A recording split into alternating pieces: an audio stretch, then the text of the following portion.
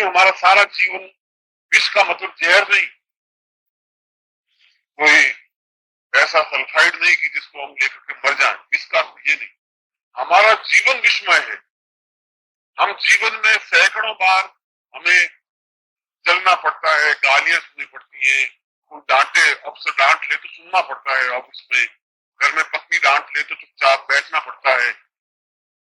ये सारा विषमय जीवन। हम झूठ बोलते हैं, असत्य करते हैं, छल युक्त जीवन जीते हैं, ये सारा विषमय दोष। इस विषमय जीवन को अमृतमय जीवन बनाने की साधना को काली साधना, जीवन को सही दृष्टि से पुण्यमान बनाने की साधना को काली साधना कहते हैं। इसलिए जहां मैं कह रहा हूं विषमय से अमृतमय जीवन, या अमृत का तात्पर्य उस जिंदा रहने वाला नहीं, जब हम उस प्रकार की मृत्यु का वर्णन नहीं करें, क्योंकि जीवन का सबसे कठिन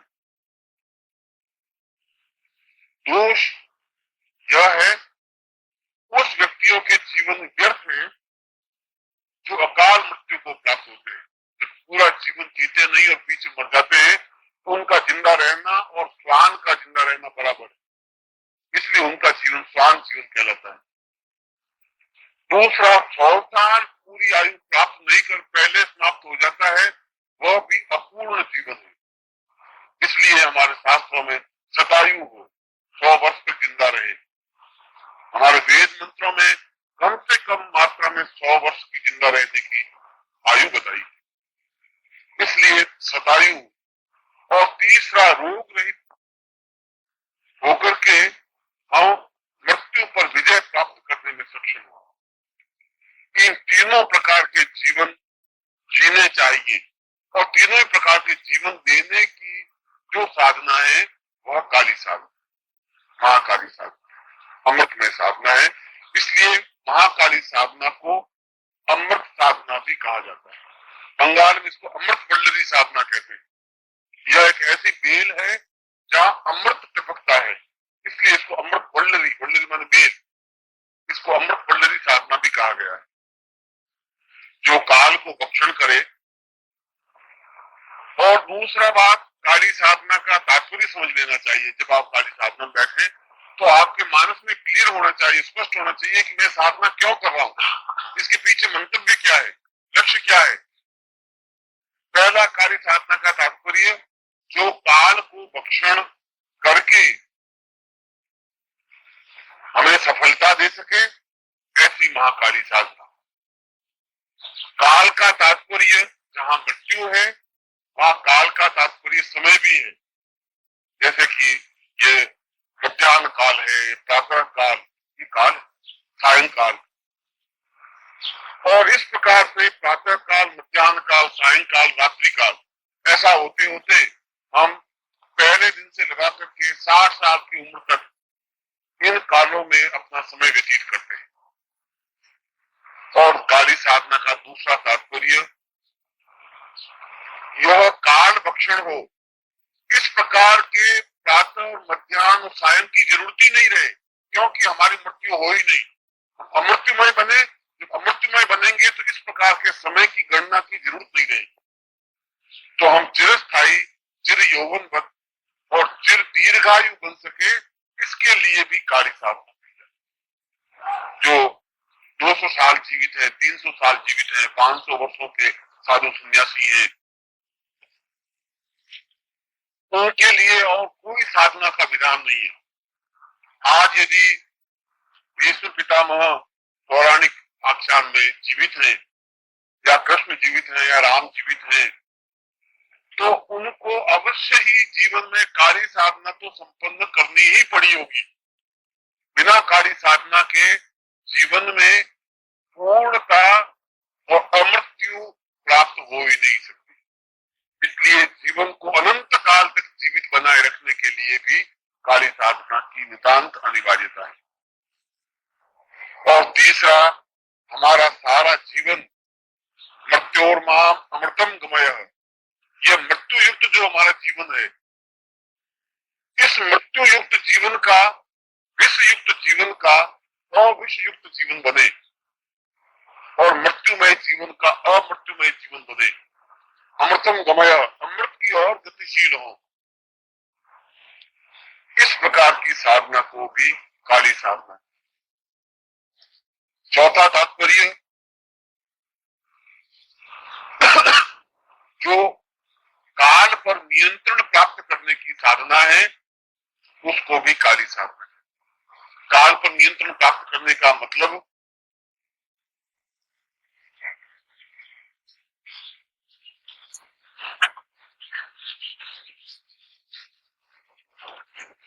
काल पर नियंत्रण प्राप्त करने का तात्पर्य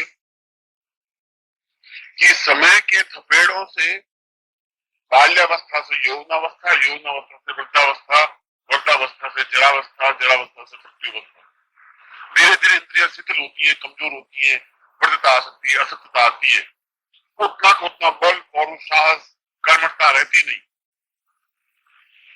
ये जरावस्था और वृद्धावस्था पर भी नियंत्रण प्राप्त करने की जो क्रिया है, यह भी काली साधना की क्रिया है। ये मैं सारे समझाऊंगा। इसमें 8 वेद है और आपके इस पैम्पलेट में 8 वेद दिए कि इन 8 वेदों के तात्पर्य क्या है। 5वां, काल पर नियंत्रण प्राप्त करना, यानी संसार के सारे पदार्थों पर जहां भी समय है, चाहे अमेरिका में, इंग्लैंड में, उस काल को देखना, उस समय को देखना। और समय को देखने का तात्पर्य आज से 20 साल बाद के समय को भी देखने की क्रिया, या जिसको भविष्य दर्शन की क्रिया कहते हैं, उस भविष्य दर्शन की क्रिया भी काली साधना के माध्यम से ही प्राप्त होती है। इसलिए आपने वाल्मीकि रामायण को नहीं पढ़ा होगा, रामचरितमानस को पढ़ा होगा, तुलसीदास का। वाल्मीकि राम के जमाने में, उस जमाने में वाल्मीकि पैदा हुए, त्रेता युग में। और जब सीता को वापस राज सिंहासन के बाद निकाल दिया धोबी के कहने से, तो सीता वाल्मीकि के आश्रम में रही और वहीं पर लव कुश पैदा हुए। वाल्मीकि ने जब भगवान राम मिलने के लिए जाते हैं, लव कुश से युद्ध करने के लिए, सिंहासन पर बैठने के बाद, तब प्रणाम करते हैं वाल्मीकि को। वाल्मीकि पूछते हैं कि राजन राम, तुम्हारा क्या मंतव्य है, क्या इच्छा है? तो राम कहते हैं कि मेरे जीवन की इच्छा काली साधना करके पूर्णता प्राप्त, क्योंकि मैं आगे अनंत वर्ष तक मेरा नाम जीवित रह सके, मेरे कार्य जीवित रह सके, इसलिए मैं काली साधना करना चाहता हूं। जैसा कि मैंने बताया कि अनंत काल तक जीवित रहने की क्रिया को प्राप्त करना काली साधना के माध्यम से ही संभव है, और पूरी साधना नहीं है जो कि पूरे जीवन को अमृतमय बना सके, हम बैठ सके, आनंद युक्त बैठ सके, प्रसन्न चित्त बैठ सके, कोई प्रकार का तनाव नहीं हो, कोई प्रकार का टेंशन नहीं हो, किसी प्रकार की समस्याएं नहीं हो। क्योंकि जब घर में समस्या होगी तो तनाव जरूर होगा, व्यापार में प्रॉब्लम्स होंगी, तो हम चाहें या नहीं चाहें तब तनाव होगा ही होगा। यदि घर में कोई बीमार होगा तो तनाव होगा। उन सारी समस्याओं का निराकरण करने की क्रिया और तनाव रहित होने की क्रिया के लिए यदि कोई साधना है तो वह भी काली साधना। तो आप खुद देख सकते हैं कि इस साधना का कितना बड़ा रेंज है, कितना बड़ा व्यापक दृष्टिकोण है। काली साधना का तात्पर्य केवल महाविद्या साधना ही नहीं है, इसलिए इसको महाविद्या कहा गया है। करोड़ों साधनाओं में केवल 10 साधनाओं को अगर महाविद्या कहा गया है तो जरूर उसमें कुछ विशेषता होनी चाहिए, कुछ उसका मंतव्य होना चाहिए, कुछ उसका लक्ष्य होना चाहिए। यह पूरे जीवन को श्रृंगार युक्त बना देती है, पूरे जीवन को आनंद युक्त बना देती है, पूरे जीवन को तनाव रहित बना देती है। और व्यक्ति जीवन में चाहिए भी, जीवन में आदमी इसलिए परिवार बसाता है कि शायद मुझे आनंद मिल सके, इसलिए तो परिवार बसाता है कि पत्नी से सुख मिल सके। अगर पत्नी से नहीं मिलता तो पुत्रों से सुख मिल सके, इसलिए पुत्र उत्पन्न करता है। जब पुत्रों से सुख नहीं मिल पाता तो फिर पौत्र की कामना करता है कि पौत्र बड़े होंगे तो सुख देंगे। वहां उम्मीद नहीं रहती बहुएं घर में आएंगी तो सुख देंगी। ये सारा जो भागदौड़ है इस तरफ, ये इसलिए है कि मुझे सुख मिले, मुझे सेटिस्फैक्शन मिले, इसलिए उसके लिए व्यक्ति बचता है। और आप जो इतनी टेंशन के पीछे केवल मकसद ये है कि मेरा परिवार सुखी हो, सेफ्टी हो सके, भूखों नहीं मरे। यह पूरा जीवन जिस कामना के लिए है, और इस पूरी कामना के पीछे अगर आपका कोई लक्ष्य है तो कि आपको कोई टेंशन नहीं हो, चिंता नहीं हो, इन चिंताओं की मुक्ति के लिए व्यक्ति लखपति बनने की कोशिश करता है, 10,000 जोड़ता है, 25,000 जोड़ता है, मकान बनाता है, पत्नी लाता है, पुत्र पैदा करता है, इसलिए कि मुझे जीवन में कोई दुख और तनाव नहीं, यही तो लक्ष्य है। और यह साधना सीधे ही आपको उस जगह पहुंचाती है कि जहां आप तनाव रहित हो सके, और तनाव रहित तभी हो सकेंगे जब ये सारी समस्या मिटेंगी, स्वाभाविक। इसलिए सारी समस्याओं को मिटाने का भी यह एकमात्र साधन। यदि योग कहा जाए कि तुम 5-5 रुपए इकट्ठे करिए, 5-5 रुपए इकट्ठे करके 1,000 रुपए इकट्ठे करेंगे, तो मैं आपको गिनती दूंगा, पहले 5 रुपए, फिर 10 रुपए, फिर 15 रुपए, फिर 20 रुपए, फिर 25 रुपए, गिनता गिनता 1,000 तक पहुंचूंगा, और मैं कहूंगा आप 1,000 रुपए इकट्ठे कर ले। तो मैं ये नहीं कहकर के कि तुम्हें पुत्र सुख मिलेगा, संतान सुख मिलेगा, व्यापार सुख मिलेगा, घर में आप तनाव युक्त हो जाए, तनाव रहित हो जाएंगे। इसका तात्पर्य यह है कि ये सारे जो तनाव के लक्षण है वो मिट जाएंगे।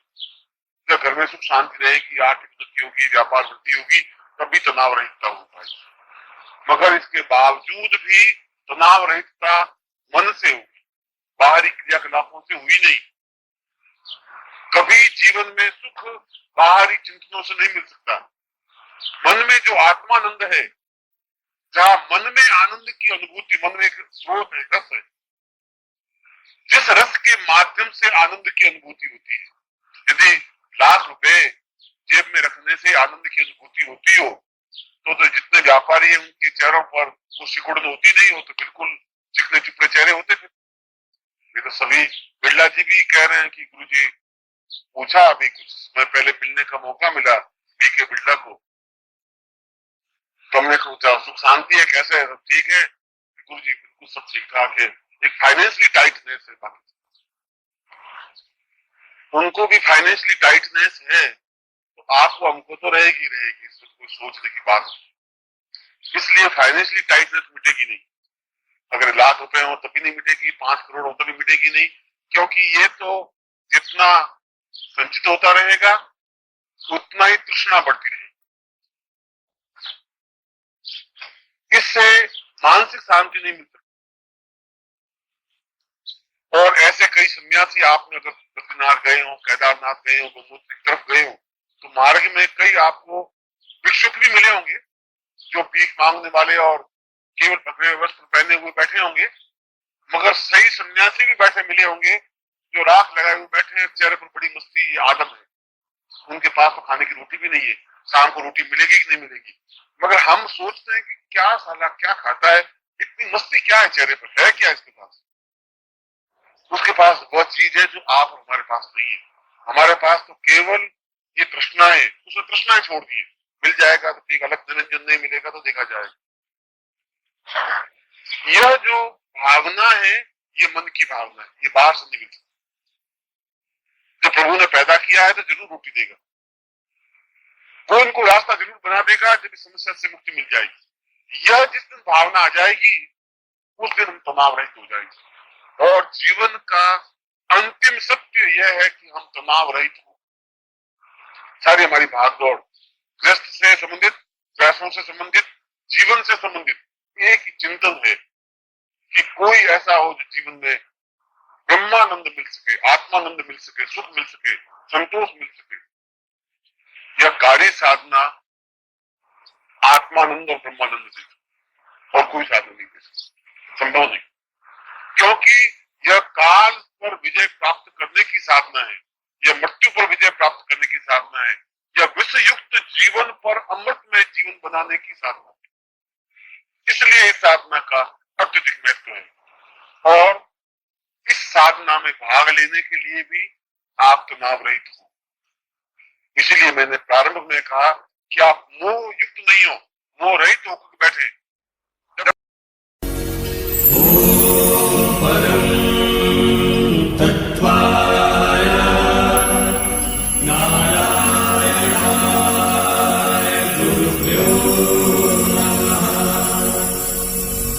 नमस्कार। अगर आप सद्गुरुदेव डॉक्टर नारायण दत्त श्रीमाली जी के शिष्य हैं या फिर उनकी दी हुई शिक्षाओं से और ज्ञान प्राप्त करना चाहते हैं तो हमारी चैनल को जरूर सब्सक्राइब कीजिए और नए वीडियोस की जानकारी के लिए बेल आइकन दबाएं।